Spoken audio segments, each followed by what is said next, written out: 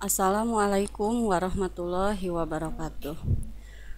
Selamat datang kembali di kelas daring mata pelajaran Pendidikan Agama Islam dan Budi Pengerti.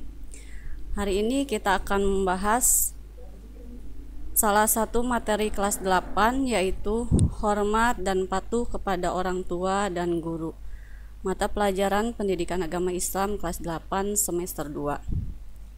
Langsung aja kita bahas ke materinya. Apa itu hormat dan patuh kepada orang tua? Hormat dan patuh kepada orang tua.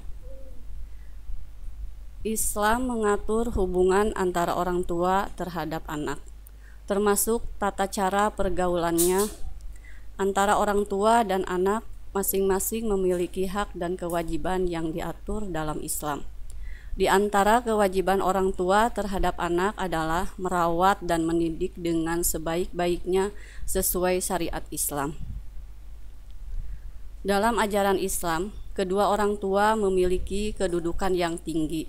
Setiap anak diwajibkan untuk berbuat baik kepada kedua orang tua. Birrul walidain. Birrul walidain juga diartikan sebagai berbakti kepada kedua orang tua. Perilaku menghormati dan mematuhi nasihat-nasihatnya termasuk birrul walidain. Seorang anak wajib menghormati dan mematuhi semua nasihat orang tuanya, selama keduanya tidak memerintahkan kemaksiatan atau kemusyrikan. Bahkan seorang anak tetap harus menghormati kedua orang tuanya meskipun orang tuanya kafir. Kewajiban menghormati dan mematuhi kedua orang tua termasuk di dalam Al-Quran. Ada banyak ayat yang membicarakan tentang hal ini, di antaranya surat An-Nisa ayat 36.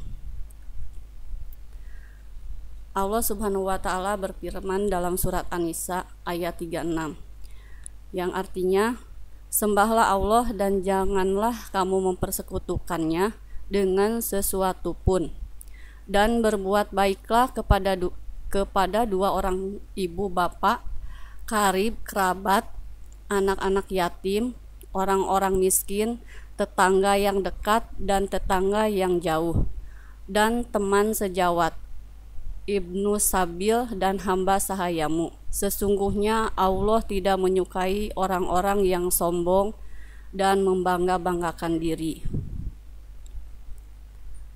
Dari ayat di atas dapat diketahui bahwa perintah berbuat baik kepada kedua orang tua merupakan perintah langsung dari Allah Subhanahu wa Ta'ala. Perintah berbuat baik kepada kedua orang tua diletakkan setelah perintah untuk menyembah Allah Subhanahu wa Ta'ala dan larangan syirik.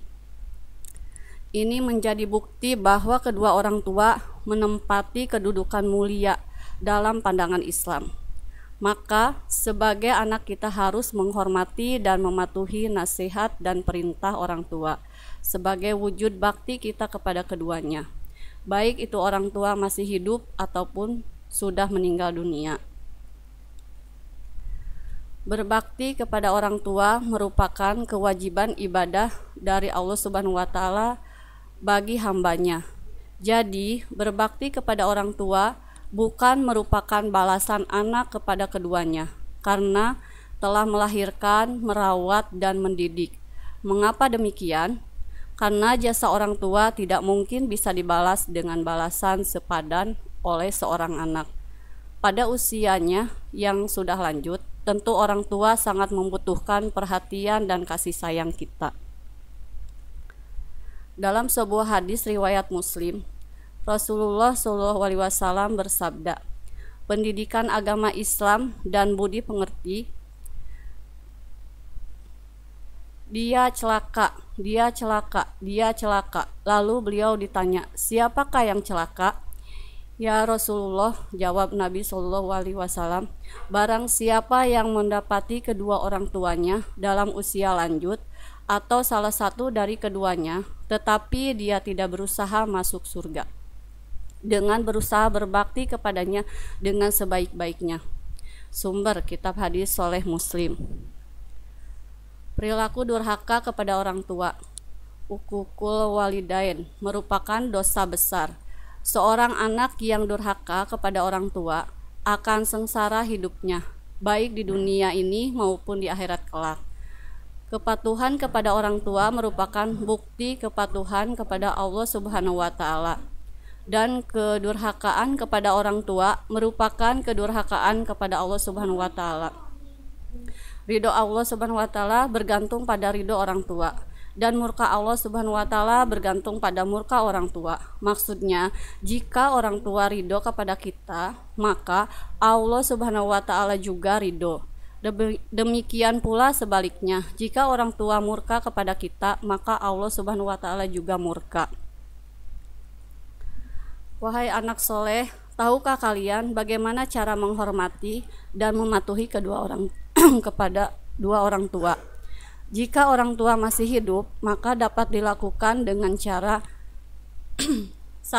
Mendengarkan semua perkataannya dengan penuh rasa hormat dan rendah hati. Orang tua akan sangat bahagia jika anak-anaknya mendengarkan nasihat-nasihatnya untuk kemudian dilaksanakan dalam kehidupan sehari-hari. Semua orang tua menghendaki anak-anaknya hidup lebih baik dari dirinya. Sangat tidak sopan dan termasuk perilaku tercela jika ada anak tidak menghiraukan perkataan dan nasihat dari orang tua. Saat orang tua berbicara, jangan sekali-kali memotong pembicaraannya, karena bisa menyakiti hatinya. Nomor 2, membantu pekerjaan rumah atau pekerjaan lain yang dapat meringankan beban orang tua.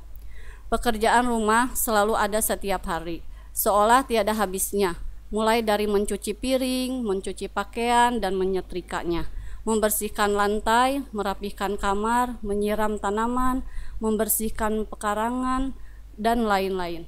Mungkin saja semua atau sebagian pekerjaan ini ditangani oleh pembantu, sehingga lebih ringan jika dibanding tanpa pembantu.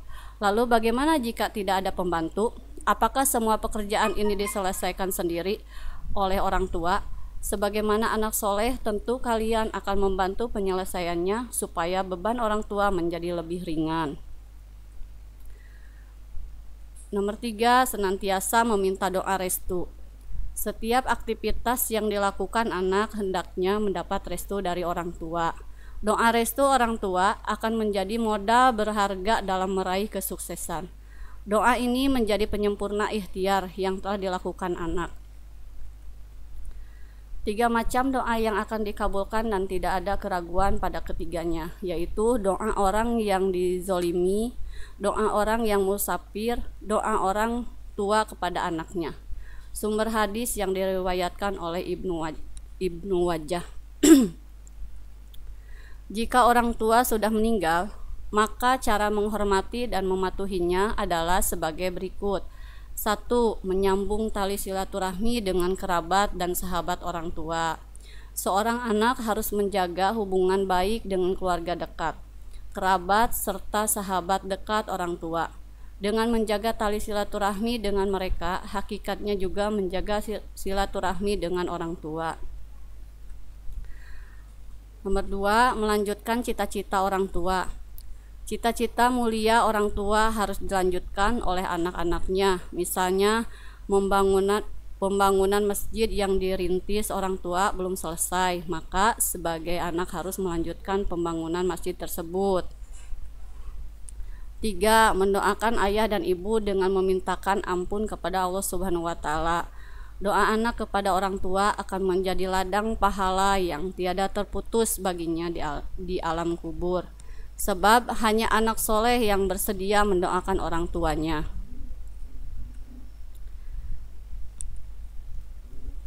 Nah, itu tadi rangkuman salah satu materinya dari mata pelajaran Pendidikan Agama Islam. Hari ini buat latihan bisa dilihat di atas di bawah ada soalnya, langsung dikerjakan di kertas lembar. Mungkin hanya itu pelajaran hari ini. Wabillahi taufik wal hidayah. Wassalamualaikum warahmatullahi wabarakatuh.